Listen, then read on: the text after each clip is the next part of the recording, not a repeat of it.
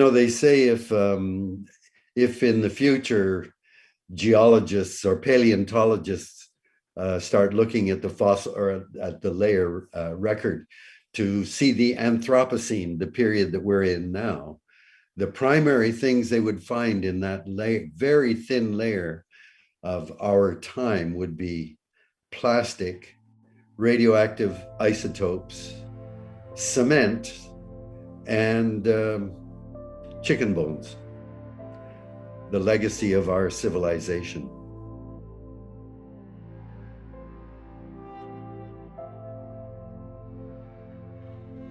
Well, it's been a long time. I finally understood now, only very recently, what the underlying root cause of our destructiveness is. And it's very, very clear now that, for 95% of human existence, we were nomadic hunter-gatherers. That's the way our species lived. We followed animals and plants through the seasons on their migration routes, and we carried everything we owned on our backs.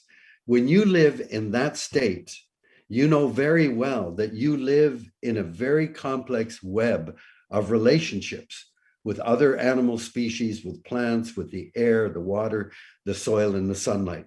That's been the human understanding for 95% of our existence.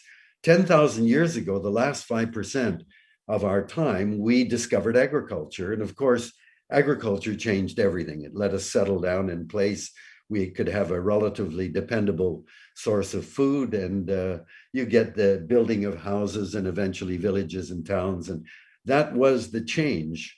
But even then, for most of our existence, farming was the dominant factor in the way we live. When you're a farmer, you know damn well that weather, climate, the seasons mean everything to you, right? That pollination by insects is vital to you, that certain plant species will take nitrogen from the air and fix it as fertilizer. Farmers understand very well that we live in that web of relationships. But we began to spin out of that, I believe, starting with big religions, especially Judeo-Christian religions, that began to see humans as something very special, that we basically are created in the image of God, and that we look at the rest of creation for us.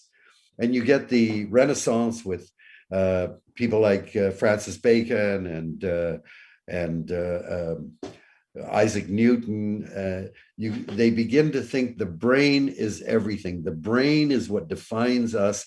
The brain is the key to our survival and our well-being. And with the Industrial Revolution, this really begins that shift when we think we're no longer bound by natural laws.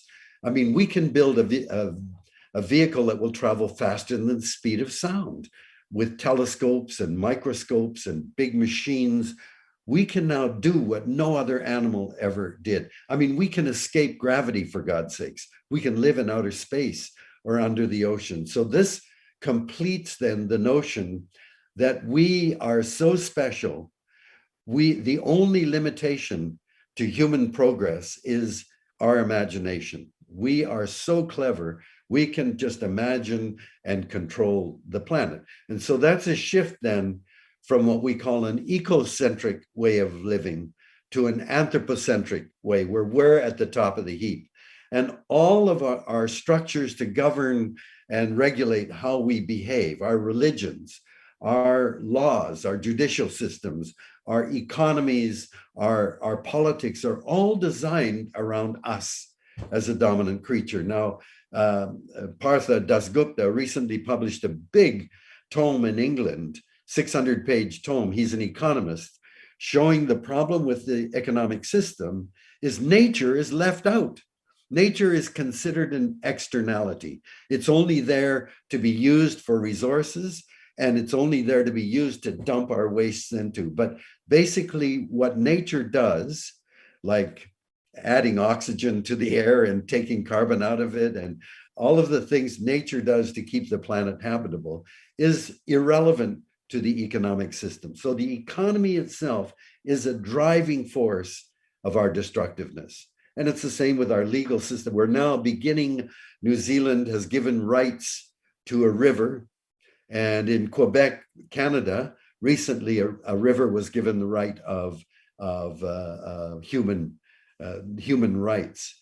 But who the hell do we think we are to define the rights of the rest of creation? What about the right of a forest to exist as a community of organisms, or the right of a river to flow as it always held? What an arrogant animal we have become. And our economic system is totally destructive. And so we argue over whether there should be a carbon tax, or whether we should let market values determine. What a lot of bullshit. The economy, markets, those are not forces of nature, they're human constructs. Why do we bow down before the economy? If anything's got to change, nature can't change. It's our economy that's got to be changed to come back into balance. And of course, our politics is so screwed up. I mean, children don't vote, future generations don't vote, rivers, oceans, air, they don't vote. And yet we're making decisions that affect all of these things in a profound way. So there's my little rant. I think our problem is we've gone way too big for our britches.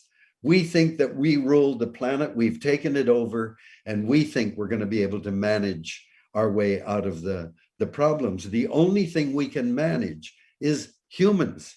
And we have a hell of a time managing that. If you look at human behavior in terms of the COVID crisis, you think, oh my God, how the hell are we going to manage humans to fit and live within nature's boundaries and nature's laws when we can't even manage ourselves? So we were a great experiment, an amazing creature. And the only reason I am sad about what we're at now is I have grandchildren, and they are the joy of my life, and it grieves me what a mess we're leaving for them. Can we fix it? I think it's too late. A lot of, in fact, if you look up a guy named Guy McPherson, he's an ecologist, retired ecologist in the States. He says we're going to be extinct by 2030. And recently, he apparently revised it to 2028. I was shocked when I first heard him. I couldn't move for a week. I was just so stunned by this. But there are many, the only way I recovered is I said, well, we don't know enough to say it's too late. I mean, the warning is it's very, very late. I think humanity may survive in pockets, but it's a very, very grim world that we're heading into. And it's going to be within the lifetimes of our children. It's very, very late. So, we got the, I mean, look at Australia, for Christ's sake. I mean, there's a country, my God, you've got the richest resource of energy of any country on the planet. It's called sunlight. And yet you're still stuck on coal and oil. I mean, what the hell is going on? And it's only because of economics. You've got this huge, the first time I went to Australia was 1988. And I was saying, my God, you ought to be leading the world. Your economy ought to be booming. You should be the leaders in solar energy. But no, you stuck it with Gina Reinhardt and coal. That's where you guys are at. So it's pretty grim.